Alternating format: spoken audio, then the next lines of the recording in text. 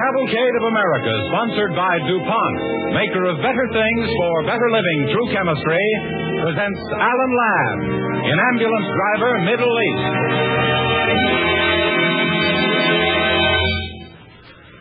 Spring is here, perhaps just around the corner for some of you. So before we begin our play, we want to remind you of DuPont Speed Easy. Speed Easy wall paint will help you do a good job of redecorating this spring. For less than $3, most rooms can be made to look like new with Speed Easy.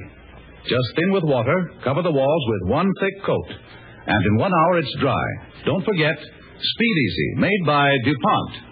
Tonight our DuPont Cavalcade tells the unusual story of an ambulance driver in Africa with the American Field Service.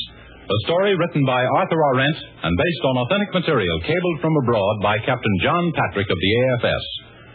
William Prescott, played by Alan Ladd, is the counterpart of many other volunteer ambulance drivers overseas who are on call day and night. They never know from one moment to the next what dangerous assignment may come up. Tonight's cavalcade is the record of the way one of these men handled an exceptionally hazardous mission, upon whose successful completion depended the health and safety of an entire Army division. DuPont brings you Alan Ladd as William Prescott, American Field Service, in Ambulance Driver, Middle East, on the Cavalcade of America.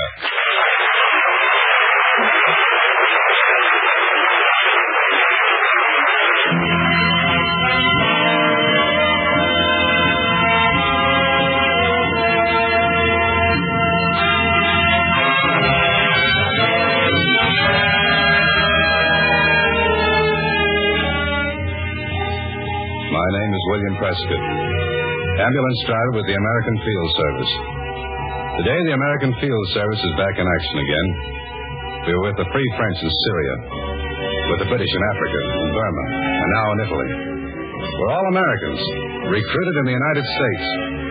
On the battlefronts, we evacuate the wounded. We stand by at bomber command posts.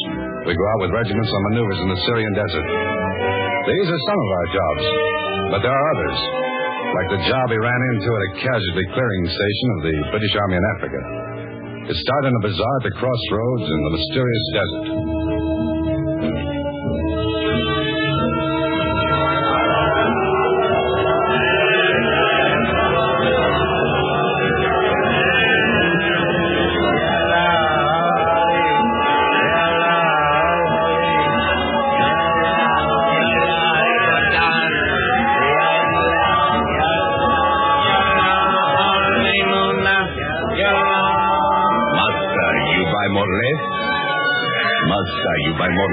And I make price less. Hey, Prescott, why don't you answer the guy? You better get him while the price is going down. Master, you like less? Make price 1/2. Master. Let my menu make the price 1/4, and then we'll start bargaining, huh? I say there. Just a moment, sir.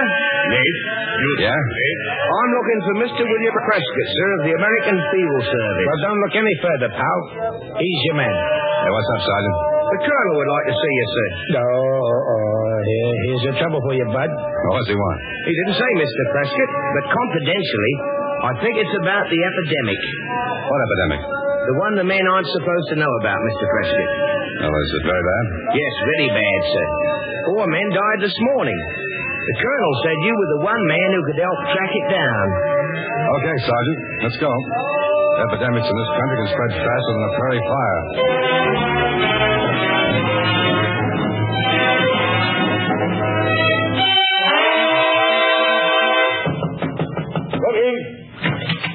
Mr. Prescott is here, sir. Good morning, Colonel. Yes, Prescott. Thank you, Sergeant. That'll be all. Yes, sir. Mr. Prescott, I'd like to have you meet Lieutenant Brownlee. I'm delighted, old man. Why don't you sit down? Thanks, Lieutenant. Well, what's the problem, Colonel? Smallpox. Smallpox? Oh, good Lord. It started about 2 weeks ago. We thought we had it licked. We vaccinated the entire town, about 1/3 of our troops. A third? Well, what's the matter with the rest of them? Oh, then I presume you didn't know, Prescott. In the British Army, a soldier can refuse vaccination. No, sir, I didn't know, but knowing it doesn't help now. Yes, Prescott. But this epidemic is just another thing we've got to lick. It's one of those things to die on the battlefield for your country, but it's a bad show when a healthy man comes all the way out to this godforsaken corner of the world, picks up a filthy disease, and is destroyed by it. Well, it's always a mystery to me where they pick it up, sir. It always is. Well, there never was a mystery yet that didn't have a solution tucked away somewhere at Prescott. No question of that, Colonel. Anyway, I'd like to have a try at it. Maybe we can get to the source of this smallpox. That's what I expected you'd say, Prescott. We need a jeep, Colonel. You know, I say, these jeeps are something, aren't they? I fancy I'd like to own one after the war. Yeah? So would half of America. They're what you call the big dream back home. There used to be a chicken in every pot, now it's a jeep in every dream. Gosh, I wish I were back there just for a week. How long have you been out here, Prescott? Year and a half. Tunisia first, and now here. I just got back from an evacuation job. There's something I've been wondering about, old chap. Ever since I first heard about you and all you've done. Yeah, I know. How do I come to be in the AFS instead of the Army or Navy? Or any other place where they carry guns and shoot them? Well, Lieutenant, some guys happen to have a punctured eardrum, so they get turned down. Others have a sacroiliac, so they get turned down. Nobody has ever been admitted to the fighting service with either of these interesting imperfections, and I have them both. But we need you men, Mr. Prescott. Need you badly. Now, I've already arranged for your jeep. Sergeant Maccabee is standing by outside.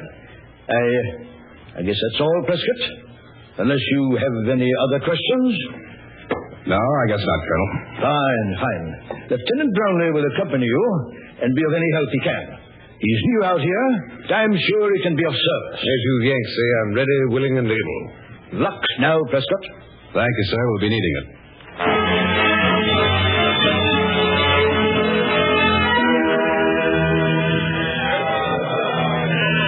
I say, Prescott, what the deuce are we stopping at the bazaar? I thought we were going directly to locate the source of the infection. That's right, Lieutenant. But this is the Middle East. Everything you see, everything you touch, everything you smell, in short, everything, was at the bazaar before it got to you. I see. Whenever you're looking for anything, look here first. Come on. Marhaba. Milk. Buy milk, master. Well, boys, have a nice cool drink. Marhaba. Milk, master. Milk, he says. The Yank's a little balmy, Lieutenant. Come on. Quit stalling. Take a glass of milk. Here, give my two friends some milk, will you? No, come on, Prescott. We've got to be getting along. Lieutenant, do me a favor, will you? Just take that glass of milk and don't rush me. Here, master. Milk. Big glass. Of all the ridiculous ideas. Oh, by the way, have you seen many new faces down here lately at the bazaar? New faces, master? Yeah, you know, Bedouin, Sanusi. New faces come from hills? New faces. Yeah, that's right. Many come last week, the week before? Bedouins? Yeah. Sanusi? Yeah, that's right. They come in from hills, maybe.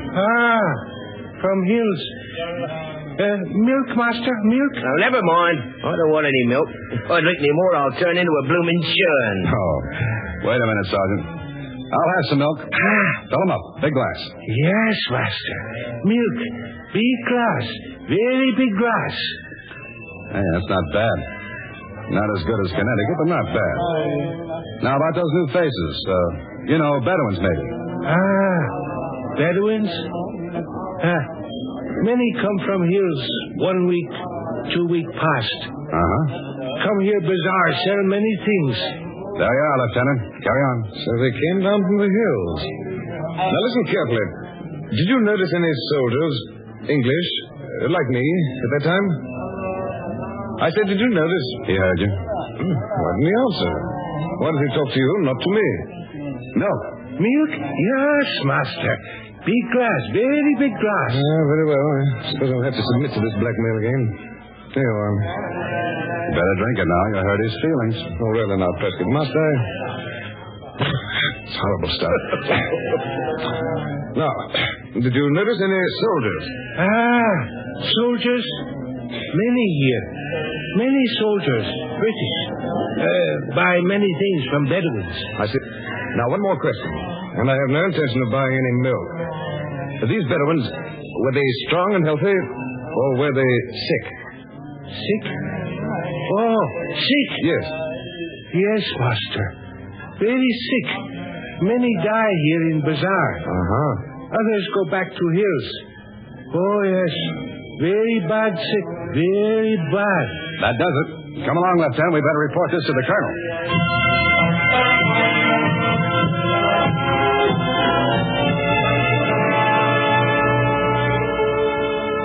And that's how it was, sir. The Bedouins came down from the hills, somehow communicated the disease to the men, and they went back. Those that were alive. They didn't go back, Prescott. Not right away. They dropped in somewhere else first. I've had a report from a village down the line. Sukne, I think it's called. Yes, Sukne. They've had 20 cases up there. All natives as yet, but frankly, I don't like the look of it. Yes, Sergeant? Medical report, sir, just came in. Let's have a look at it.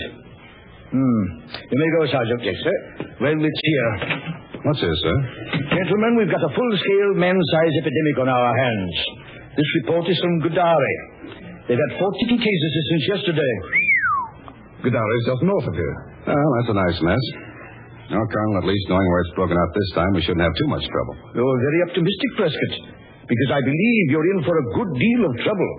The rest of this job is to go out with Lieutenant Brownlee and lick this epidemic at Gudari before it's too late.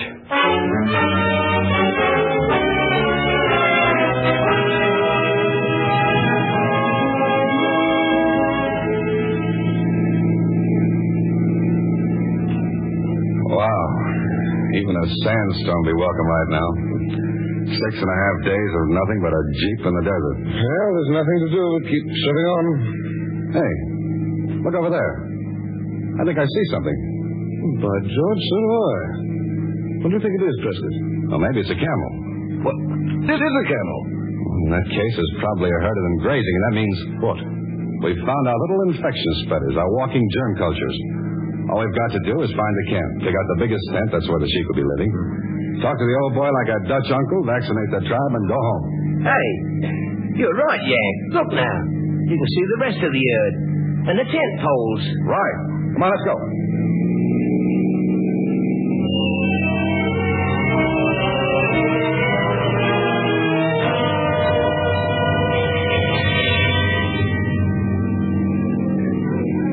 All right, hold it, Sarge. Slow down. Drive toward that big tent up there. Stop at a respectful distance. Okay. Sarge, you better wait here. All right. Lieutenant, let's get going. I'm a little ashamed to admit it, Prescott, but these dogs make me a bit nervous. That makes two of us, Lieutenant. Well, the dog's barking is one way of being announced. These Bedouins know we're here now. Well, they've known that for some time. Probably got lookouts all over the hill. Now take it easy and let me do the talking. And whatever happens, don't shoot. We'll wait right here. What for? The sheep. Looks like he's taking his time coming out. I don't know if that's a studied insult or he's getting himself all spruced up. You know, these tribes out here are hostile. Don't think much of us. They like the Jerry's better. They're impressed with their ruthlessness and cunning. Here he comes. Who's that with him? His sons. Looks a pretty venerable character. Maybe we ought to... Stay where you are. Let him come to you. Say, do you notice anything peculiar about the way he walks? Can't say that I do. What? There's something strange about it. Something. Looks all right to me. Yeah, and the way he holds his head, it's not natural. Well, it's not smallpox either. It's too healthy. And some of the elders look like they have it, though. Why, there he comes. Marhaba. Marhaba. Marhaba. Marhaba. We are English. Come from beyond the desert. Welcome, English. May Allah send you good health. And you also, sir. Good health above all things. Good health is a jewel that cannot be bought, a gift from God. Truly spoken. You have much sickness here? Much. It is the will of Allah. There's much sickness beyond the desert also. The black sickness. You have that here? We have it a little. Those beyond the desert have been saved. Allah has smiled upon them. They have good fortune. Yes, good fortune and good doctors. There's a medicine. Not one who has been given this medicine dies. And you have come to give it to us? Yes. You see, we are doctors. It is our wish to bring good health to you and all your tribe. This medicine you spoke of, it is truly a miracle? Yes, one of the greatest. It has never failed to make those who are sick well again? No, never. You swear this by Allah? By Allah, we swear. And you are willing to die if what you say is not true? Oh, I say, Prescott. We are willing to die. Good. If you are willing to stake lives on medicine, then I call my people together and tell them to make ready.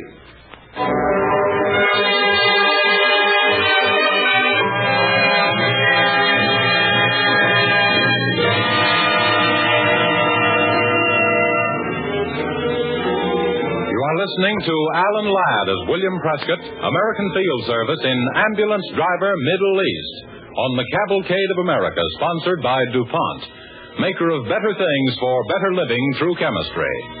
Better things such as Cordura rayon yarn, used in peacetime for sturdy truck and bus tires, and today in tires for bombers and Army rolling equipment, and the parachutes for flares, cargo, and fragmentation bombs. Our play tonight is the story of William Prescott, an American Field Service volunteer ambulance driver serving with the British Army in the Middle East. A full division of the Army is threatened with a smallpox epidemic that has been traced to one isolated tribe of Bedouins. Prescott has been assigned the dangerous task of tracking down the unfriendly Bedouins who are spreading the disease and vaccinating them with the serum that will control the epidemic. As our DuPont Cavalcade play continues, Prescott, played by Alan Ladd, Lieutenant Brownlee, and Sergeant McAbey have just talked to the sheik of the Bedouin tribe, who has promised to bring his people together for vaccination. Well, Prescott, you got your hypo and vaccine ready? The sheik made good. Here comes his whole blamed tribe. Marhaba! Roll up sleeves, see? Roll up sleeves like this. Oh, there. I seem to understand your pantomime, all right. Well, I feel the first jab of this needle. All right, there. You're first. Just hold your arm out. There. That's a good fellow. All right, steady now. Hi, Lieutenant. The alcohol. Right. That does it. All right, move along. You're there. You're next. All right, Grandma. Just hold still. This hurts me worse than it does you. Almost. Got the alcohol ready, Lieutenant? Right. Here we go. That's a good girl. Well, that's fine. All right, keep moving. Just step. Good Lord, Lieutenant. Prescott, what's the matter with you? You've seen a ghost? I wish it had been a ghost. Instead, it was a sheik. A sheik? I don't get you, old boy. Didn't you just see him come out of his tent, get down to the end of the line? Well, yes, but... Remember what I said before when we first came up, that there was something peculiar about the way he held his head? Yes? Well, I just found out what it is. As he walked out of his tent, the sun struck him full across the face, and I could see... Brownlee, that man is totally blind. Totally... Good Lord, Prescott. If you're right, this vaccine won't be able to cure his blindness. They'll tear us apart. They'll kill us. Well, I often learn how beaten you're going to be killed beforehand. Just the same if they get us or not, we've got a job here to finish. Lieutenant, do you think you could get these shots by yourself for a few minutes? Yes, I suppose so, but... Good. Just keep vaccinating them so they don't get suspicious. But where are you off to, Prescott? Who, me? To the ambulance for some sponges. Just take it easy, and whatever happens, don't reach for your gun. You'll be dead before you got it out.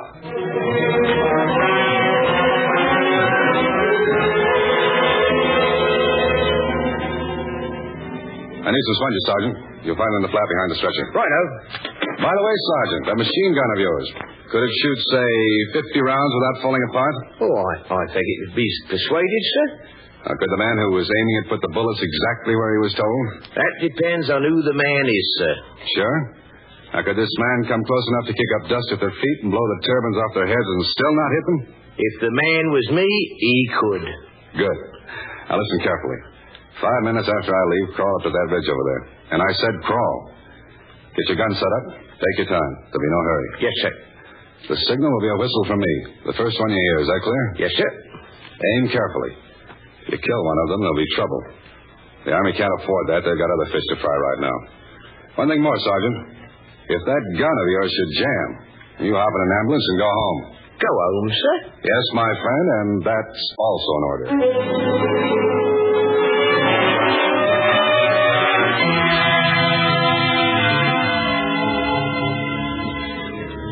All right. Now hold steady. 1, 2, 3. Yeah, that's a good youngster. Now just toddle along to your mother and... Uh-oh. Look, Prescott. Look who's next. Huh? What'd you say? Oh. Marhaba. I am ready. Oh, hello, Sheik. Ready for your medicine? I am ready. If you do not make me well, you will be killed. Yes, sir. When we make a bargain, it stays a bargain. Now just roll up your sleeves. There, that's it. There you are. Didn't even feel it, I bet. I said I bet you didn't even feel it. Well, why doesn't he say something?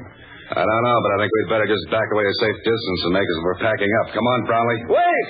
You do not go! You wait! You will stay! You bet, Sheik. We're just getting ready to pack up and move on. Lieutenant, you better get ready to run and run fast. I don't know what's going to happen. Hey, you think a last will and testament written in the sand would stand up in court? Really, old boy, this isn't quite the time for your Yankee jokes. Look, Barney, you see this hand of mine? Well, it's shaking a little worse than yours. Hey, I wonder how long they're going to let us wait before they start that shooting. What's he standing there with his eyes closed for? Why doesn't he open them and get it over with? Now we will test your medicine. Allah! George! Murderers! Infidels! I am blind! Still blind! Where are my eyes? Where are the eyes you promised? Get ready to run, Lieutenant, and Sergeant, get ready to listen. Where are you, Sergeant? Where are you? If that machine gun is going to rush us, Prescott, we've got to get out of here. Oh, come on, Sergeant. Come on. Fire that gun, please.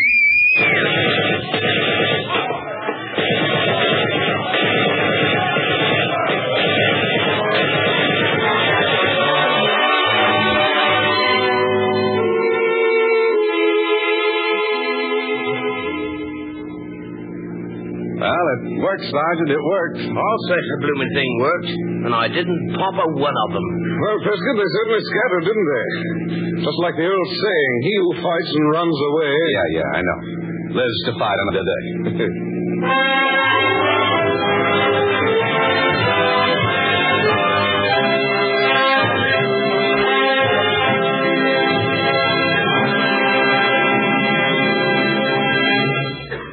Thank you, Alan Ladd. DuPont salutes the thousands of hard-working young men who, like William Prescott in tonight's play, received little glory for their important part in the war, but who nevertheless have made a lasting contribution to the cause of humanity. Alan Ladd will return to the microphone in a few moments. Meanwhile, we switch to New York, where George Albee, who assembles the facts and writes the stories of chemistry heard on Cavalcade, will bring you this week's story of chemistry. We take you now to Radio City, New York.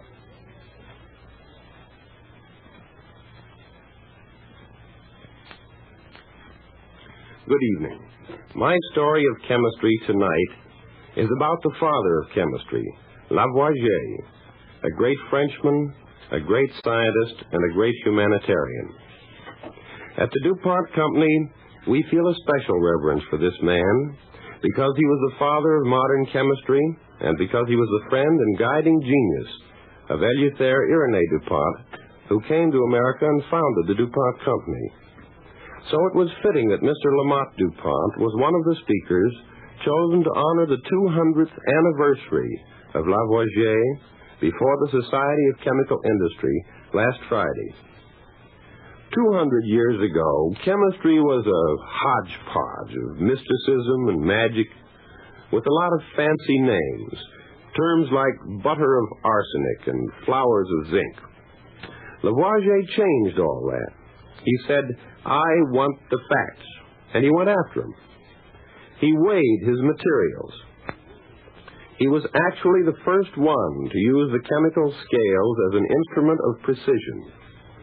The laboratory tools we use today, electron microscopes and ultracentrifuges, we owe to the emphasis he put on accurate scientific instruments. He turned chemistry into an exact science. Lavoisier thought government ought to be scientific, too. He introduced tax reforms, cleaned up hospitals and prisons. He established what amounted to the first agricultural experiment station. He even advocated free education for all children and state old age and unemployment insurance a century and a half ago. But in France, the reign of terror was on. This man, whose work was to do so much to free the people of France and the whole world from drudgery, was guillotined, 51 years old, at the very peak of his usefulness. But we've benefited immeasurably from his methods. Lavoisier was the man from whom we learned that science is international without political or geographic boundaries. In 1914, the synthetic chemical industry belonged to Germany. Germany manufactured more than 3/4 of all the coal tar products of the world. America learned her lesson the hard way, but she learned it well. our scientists began to gather chemical facts as Lavoisier had done from laboratories everywhere. And in 1941, when war came again to America, we had plastics and nylon and atabrine in production to take the place of strategic materials in silk and quinine. We Americans had neoprene rubber in production. We had Buna S rubber in the experimental stage. We had thousands of chemical products adaptable to war needs. Many of them originated here in American laboratories. More than half of the products made by DuPont, for example, have been discovered and developed in DuPont laboratories. But many other inventions and processes developed by American industry have been brought to the United States from abroad. Extraction of nitrogen from the air, 100-octane gasoline, tungsten carbide, processes for making magnesium and disulfide drugs, many, many others. Just as ideas from laboratories in other countries furnished the missing links in Lavoisier's chain of chemical evidence, these imported inventions gave us the parts that were lacking in America's great machine of production. Without them in this war, that machine might well have broken down. Lavoisier of France taught us much. We of DuPont, especially, honor him every time we use the phrase better things for better living through chemistry. We return you now to Hollywood and Alan Ladd.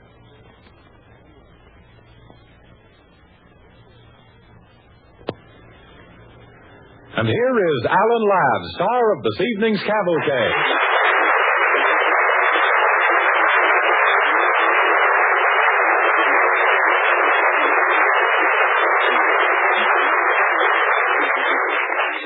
Thank you, ladies and gentlemen.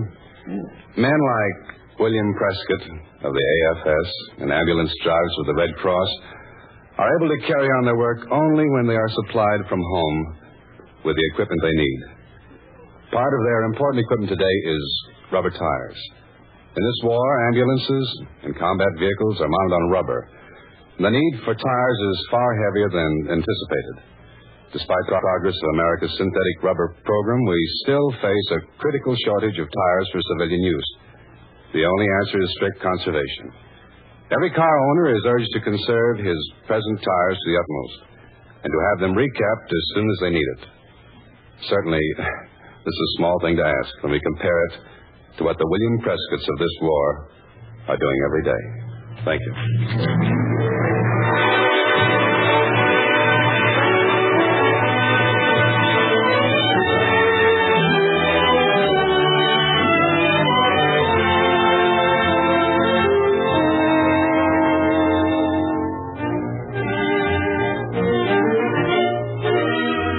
Next Monday, the DuPont Cavalcade presents Alfred Drake, star of Broadway's biggest hit, Oklahoma, and Everett Sloan, famous radio actor, in The First Commando, a dynamic, thrilling story of General Francis Marion and his ingenious band of American fighters who 170 years ago originated the commando style of warfare, which is so famous today. Our story is unusual. Its presentation, we believe, you will like.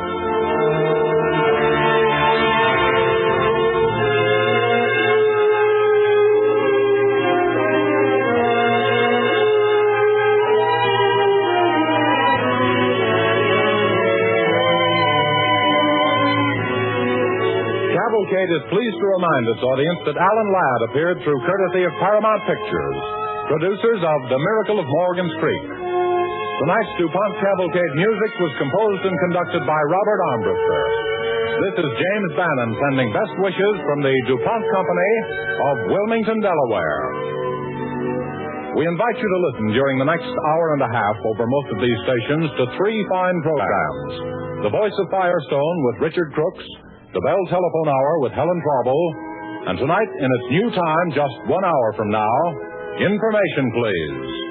The guest tonight on Information Please is none other than Sergeant Marion Hargrove, author of the famous See Here, Private Hargrove. The Cavalcade of America, sponsored by DuPont, came to you from Hollywood.